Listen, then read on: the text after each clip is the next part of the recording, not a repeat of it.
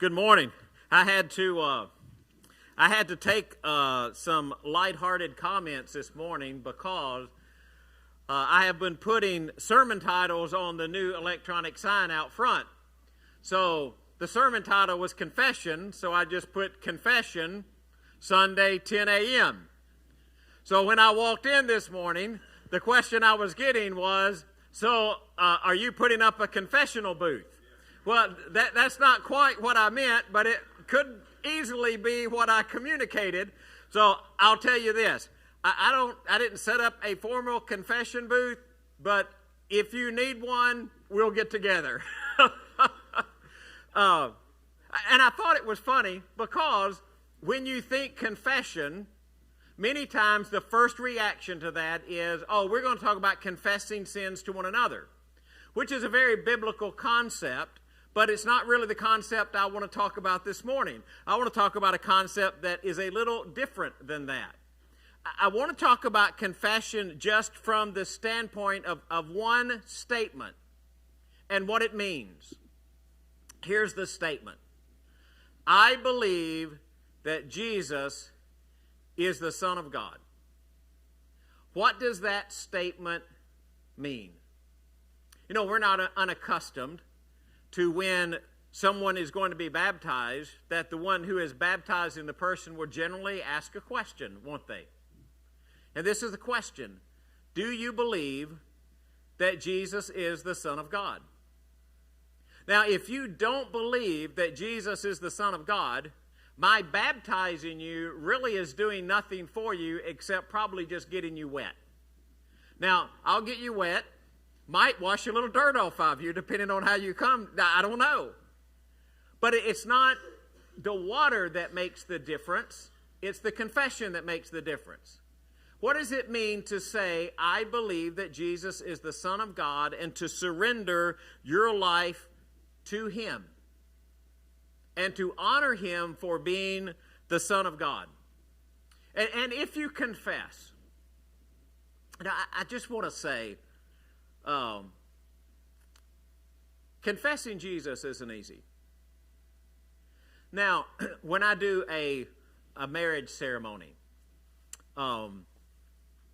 many times in a marriage ceremony, I will make a statement that's not verbatim this statement, but it's pretty close to this statement. And it'll be a statement that says something like this. Sometimes it's easy to make promises, but it's hard to live them out day by day. So when you're getting married, you know, and you're standing there and everybody's smiling, and it's such a happy occasion, right? And usually the person who's doing the ceremony will have some kind of vow. I mean, sometimes they're kind of traditional vow. You know, I agree to love and to cherish and to honor you in sickness and in health and, you know, prosperity and adversity and all of those kind of things. Or sometimes people write out their own vows, you know, and they'll make their own vow. And either one is fine. But you're making a promise. You're saying, okay, I am going to live my life this way in relationship to you, no matter what comes down the path. And sometimes, you know, you see people making those promises, and on that day, with all of that moment, with all that hype, and with all the excitement and everything that's gone into planning the wedding, it's like, sometimes it's just kind of easy to make that statement. Now, a few months later, when you decide she has all kind of annoying habits that you didn't know that she had, or suddenly you realize that she just doesn't do things because you say she ought to do things, or you find out that she had about 4 dishes that she could cook, but after that, man, it's kind of slim pickings. You know, or you find out she doesn't act exactly the way that you want her to act, and all that's from a male perspective because I'm a male, and so you females can give your own perspective on that, and you find out, well, you know what, he's not nearly what I thought he was going to be with regard to some things. Well, it might get a little more difficult. Or when you have big life changes that are big life changes like jobs and careers, and you have to make decisions with one another, or kids come along and that just throws your world upside down. You're trying to figure all of that stuff out, and you're who does get up in the middle of the night to change a diaper, right? I thought when I married him, He would change diapers at least half the time, right? And I don't know how that worked in your family. Doesn't matter. I'm just saying sometimes it's easier to make a promise than it is to live the promise out every day. And so when you make a confession, when you say Jesus is the Son of God, you don't do it lighthearted, and you can't do it without a lot of courage. Because to be very honest with you, since the beginning of time, and especially since the teachings of Jesus, the world doesn't always see itself the way that we see it. The world doesn't hold the same values that we hold as believers of Jesus. If we believe that Jesus is Lord and Jesus possesses truth, then the truth that we have as we look at the world is not going to be the truth that the world has as it looks at itself. You know, you kind of see that with Pilate. A very interesting statement in Scripture that when Pilate is speaking with Jesus, and he just simply says, he says, "What is truth?" What is truth? But just before that, Jesus said, "The reason I was born, and for this I came into the world, to testify to the truth, and everyone on the side of truth listens to me." And when Jesus made that statement, Pilate said, "Well, what is truth?" You know the point Jesus was trying to make, don't you? Jesus was saying, "I am truth." And if Jesus is truth, our value system will not be the same value system that the world has. So if we say we confess Jesus, that takes a lot of courage, because we're not going to live the way that the rest of the world lives. We're not going to have the same value system. The world is going to see us as completely out of touch. Jesus even said it his own way when he said, "Hey, don't be surprised if the world hates you, because the world hated me." So we shouldn't be surprised when the world looks at us and says, "What do you mean you're holding on to some kind of Christian value? What do you mean that you think this is wrong? Or what do you mean you don't have the same value system that we have? You're uneducated. You don't understand. You're in ancient times. You're following ancient teachings." And we look at that and say, you know what? Yes, we are, because what we're holding on to is the truth that is portrayed in the person of Jesus. And that takes courage in our world. It's not something we do lighthearted. So we stand up and we publicly confess. And we say, "I believe Jesus is the Son of God." But when I say that we publicly confess, I don't mean by that we just make a statement before we're baptized. Yeah, that's part of confession, but that's just like one little small spot. The way you confess is not that a preacher says, "Oh, do you believe Jesus is the Son of God?" And you say, "Oh, I do." It's part of confession, but it's just the beginning.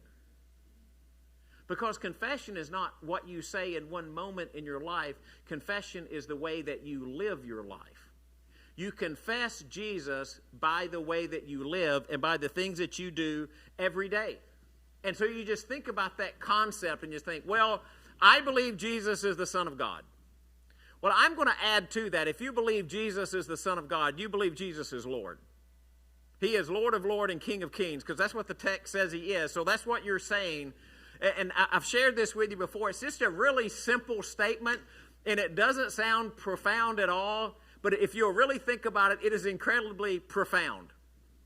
If Jesus is Lord, who is not Lord? Vicky got it right. She just didn't say it loud enough. Some of y'all are nodding. Okay, you can say it out loud. If Jesus is Lord, who is not Lord? Me. I'm not Lord. And I think that is one of the biggest struggles in understanding the lordship of Jesus. If I'm thinking about things that really cause me to struggle about following Jesus, to be very honest with you, I think two of the things that are most difficult for me is to get rid of self-centeredness and pride. Especially the self-centeredness part. I mean, what do I want in life? And I'm not asking you for specifics. It's just very general. Very general statement, and it's true of me. I don't know that it's true of you, but I think it's probably not far from being true. What I want out of life is what I want out of life. I want what I want. And I want to decide. For example, I want to decide where I live. I want to decide where I preach. When I first interviewed at Clarksville Highway, Reggie was in there. I was like, got to have a long-term contract, right? I don't like to move. Like, I did not want to come to Clarksville Highway and stay a couple of years and then move. One of the reasons that I was out of preaching for a while is because I would look around and I would see preachers, and this is not a bad statement. It's not a negative statement toward anybody, but when I would look at preachers, you know what I would see? This is what I would see. I would see people who moved every 2 or 3 years. They're bouncing around like ping pong balls. Like he's 2 years over here at this church, and 3 years at this church, and 2 years over at this church, and then he's over at that church, and this church doesn't like him. And I'm kind of looking at the way the world works and the way churches work, and you know what I see? That's what I see being played out with the majority of people. And I was sitting down looking at my family, and I said, you know what I don't want? What do I not want? Don't want to do that. Don't want to do that. Now, you might ask, well, Greg, why not? Why not? It was 2 simple reasons. I think Hot Babe knows these. 2 simple reasons. Number one, she was in a place where she had a good job and she really liked what she was doing, and I didn't want to be the one that walked in the door and say, hey, baby, you know what? This church doesn't like us anymore. We're moving to Ohio. And she was like, well, have fun. See you on the weekends, maybe. Yeah, I didn't want that. You know the other thing I didn't want? I didn't want my kids to bounce around from school to school. 2 years friends here, 3 years friends here. I wanted them to have a good school experience where they were able to develop friends and mature and have good people. So when I came here and I interviewed with the elders, I said, you know what, guys, I need to have a long-term contract. You know, and that's why the joke about the 25-year contract came into being, right? I came at a time, I was about 40 years old. I said, I'm about 65, that's 25 years, so 25-year contract, be good. And we joked around, and if you ask people at Clarksville Highway, how long's my contract? 25 years. And it's right. Somebody said the other day, well, it's going to renew. And I'm like, it can't, because if it renews now, I'm going to be like 90. And that ain't going to work. I'm not really that old yet. Just hang on to that. Here's the thing. If Jesus is Lord, I am not. So very simply, I'm not trying to make this complicated. Very simply, who's in control? Who's in control? Who's in control of your finances? Who's in control of your relationships? Who's in control of the things that you do? Who's in control of the things that you think are important? Who's in control? Is it you? Or are you allowing Jesus to be in control? Now, here's what I found in life, and some of you may agree with this, some might disagree with it. It doesn't matter. You know, we can talk about it sometimes. I don't know. In fact, I'm pretty sure that God does not have a specific will for me in every situation. And some of those, I might have 2 choices, and either choice is okay because either choice is in the will of God. Or I might have 3 or 4 or 5 choices. You know, I don't know that God just wants you to work at one particular place, one particular company. It could be that you could work in any company that you wanted to as long as you honored God by what you did. So I didn't get up this morning and say, okay, God wants me to wear this jacket. I don't think God cared which jacket I wore that was in my closet, and I don't think God even cares if I wear a jacket, right? I don't think that is a specific will of God. Now, there have been instances in life where I can see that God moved circumstances and said, you know what, it's very easy to look at this situation and think, okay, God's leading me in a direction. Doesn't necessarily mean I couldn't have gone in another direction, but sometimes it's hard to figure out which ones are specific and which ones are general. I'm not asking you to look at a specific instance for everything in life. I don't think God cares in the morning if you wear blue socks, white socks, or green socks, or penguin socks, or flamingo socks. I don't know that God cares. But does he have control? Are you honoring him with your life? Are you following him? Now you say, well, Greg, how do I evaluate that? I think you evaluate that by confession. By confession. I believe Jesus is the Son of God. If Jesus is the Son of God, how does that affect every decision that I am going to make? It creates kind of a sounding board for priorities.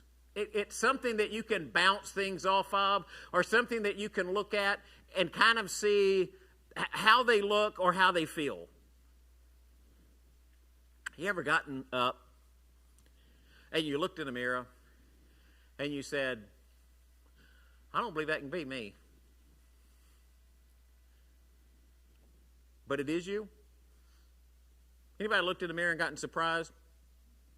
Like, I looked in there the other day and I'm looking in the mirror and I'm thinking, wow, if I get to heaven and my hair is not gray, will any of you know me?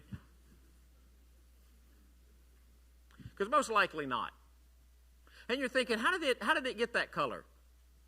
How many of you, when you think about things, think that a lot of times in your head you go back to viewing things like you did when you were younger? Some of you at younger don't know this yet, right? So you're looking at things, you're thinking, wow, how did I get to this point? Sometimes we need sounding boards. You have anybody that when it gets to a really difficult decision, you can call somebody you trust and say, hey, I'm thinking about doing this, and you know that they're going to give you good advice. They're a good sounding board. That's what confession does for us. It creates this sounding board. So we're looking at this situation, and we're trying to figure out what to do. And very simply, the question is, if Jesus is Lord, how does it affect this decision? If Jesus is Lord, how does it affect this circumstance? If Jesus is Lord, how does it affect this relationship? If Jesus is Lord, what does that change about what I am going to do today? Any of y'all get out this morning and think, man, it's kind of cold?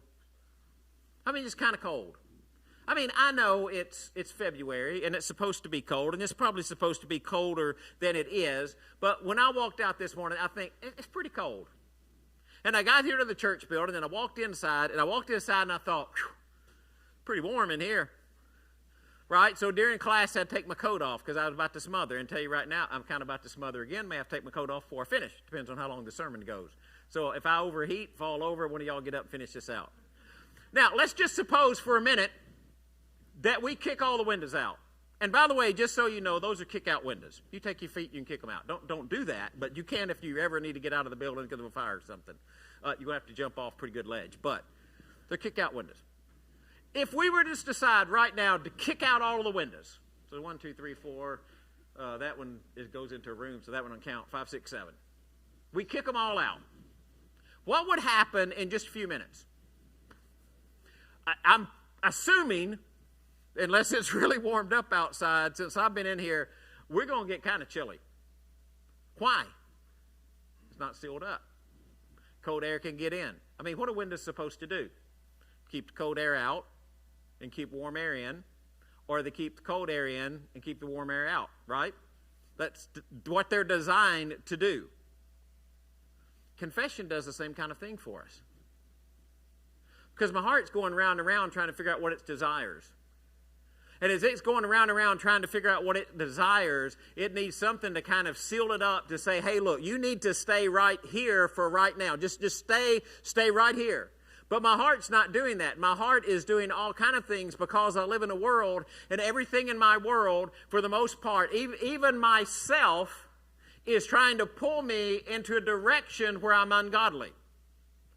And you say, well, Greg, that's not really true. Well, it was true for Paul, and it's true for me. The thing that I desired to do, you remember Paul? The thing I desired to do, what did I not do? Well, I didn't do the thing I desired. I did the thing I didn't want to do. The thing that I didn't want to do, that's the thing that I did. And you read that and you get all confused. Here's the bottom line. Sometimes we have this earthly desire, and that earthly desire is conflicting with our spiritual man, the spiritual person who lives within us, and it creates this conflict, and we don't always do the thing that we know we're supposed to do. And when we say, I believe that Jesus is the Son of God, when we confess that and when we remember our confession, it seals our heart and keeps the bad things out and the good things in. Let's suppose you're driving down the road. Any car you want, right? Pick your own car. I don't care what you're driving, car or truck. And you develop an oil leak, and you don't know you developed an oil leak, so you just keep driving. And then you get that little light on there, and it says engine. Maybe you've even got one that says oil. Maybe you got a really cool car and it's got a gauge, and the oil pressure gauge goes whoop over to 0. And you say, well, the gauge must have just gone bad. And you just keep driving. When all the oil leaks out of the engine, what happens? It locks up. We say we blow an engine, right? You know what confession does? Confession helps you by keeping the right oil on the inside of the engine. It helps you by evaluating and setting your priorities in life. Because you go into life and you say, I just don't say one time here that I believe Jesus is the Son of God. You know Jesus is the Son of God, and he makes a difference. Because what's going to happen is you're going to go out in life, and here's the word that Satan's going to plant in your head. He's going to plant this word in your head. You're not good enough. He's going to tell you you're not good enough. He's going to make you doubt. He's going to make you think there is no way that Jesus could save me because he really doesn't know how bad I really am. And here's the thing, Jesus does know how bad you really are, and that's why he died on the cross for you. He didn't die on the cross for you because you're good. He died on the cross because you were bad. And Satan's going to tell you you're not good enough. And if you don't seal your heart with a confession of Jesus, what's going to happen is you're going to start believing that you're not good enough, and then you're going to start living like you're not good enough. And you're going to be full of secrecy and insecurity. And you're going to go through your life miserable, trying to understand, am I being the person that God wants me to be? And confessing Jesus helps you remember it. It's a man born blind in John chapter 9. Jesus comes along and heals him. Pharisees are livid. This is Greg Smith's short version, okay? Pharisees are livid. They're having a hard time figuring out it wasn't the man who was born blind, because everybody knows it was a man who was born blind. So finally they called the parents in and said, hey, now how about your son who was born blind and now he can see? And they're trying to get information out of them. Do you remember what it says in the text? They were afraid. Because the Jews were casting out of the synagogue those who believed in Jesus, and they didn't know what to say. Finally called the guy in, right? The guy whose sight was restored. He was like, man, I don't know how he did it. I'm just telling you that he did it. Here's the deal. I couldn't see, and now I can see. Right? So whatever y'all got to do with that, y'all figure that out. I'm just telling you, this is what he did for me. And the question is, knowing what Jesus has done for you, can you stand up and make that statement? Because one of the hardest things sometimes is wondering how other people are going to view us. What are other people going to say about us? You know, we used to use that terminology, standing around a water cooler. I don't think anybody in the office stands around a water cooler anymore, do they? Well, I wonder what they're tweeting about you. Oh, I'm sorry, it's X now. I wonder what they're putting on Facebook. I wonder if there's some Instagram out there that says, you know, that Greg Smith guy's a nut. He says he believes in the Jesus guy, and I just don't know about that. But what does your family say about you, or your close friends say about you? Whose praise are you looking for? Who do you want to like you? I don't want you to be disliked by anybody. But I know one thing. If there's only one person who likes me, I definitely want that to be Jesus. Do you believe that Jesus is the Son of God? And if you confess that, the world won't understand you. The world won't like you. They'll probably exclude you. They may even persecute you. Jesus says they'll hate you. The world hated Jesus, and the world will hate us. One of the books in the Bible that we think is the most complicated is the one, for the most part, that anchors me a lot of times when things get tough. It's the book of Revelation. I'll be the first one to confess you. I don't understand everything about the book of Revelation. I think I got a pretty good handle on it, but I wouldn't say that I'm any kind of expert. I do know this. I do know there is a scene in that book where there is someone who, and it's Jesus, right? He comes riding on a white horse. And he says, don't be afraid. And he slays, he destroys everyone who stands against him. You know the thing I love about the book of Revelation? When the battle occurs, do you know nobody fights? Nobody fights. The rider of the white horse slays them with the breath of his mouth. That's it. It doesn't take long. It's not a long fight. It's just Jesus saying, this is the way it's going to be. And that's the way that it is. So what happens is we have to free our minds from the containment of the world. And we have to see the rider on the white horse. But if the rider of the white horse is Lord of Lords and King of Kings, which Revelation says he is, then I'm not Lord of Lords and King of Kings. When the rider comes on the white horse, does he say, well done? See, here's the verse that really kind of haunts me in Matthew. For those who confess me before men, I will confess before my Father in heaven. To those who deny me before men, I will deny them before my Father in heaven. And I just ask you, do you believe Jesus is the Son of God? And I don't mean confession in that you just make a statement. I mean confession, do you live that out every moment of your life? And if you don't believe Jesus is the Son of God, what are you putting your hope and trust in? I truly believe the only way you find your purpose in life is understanding who you are. You are created by God out of His love for His purpose and to glorify Him.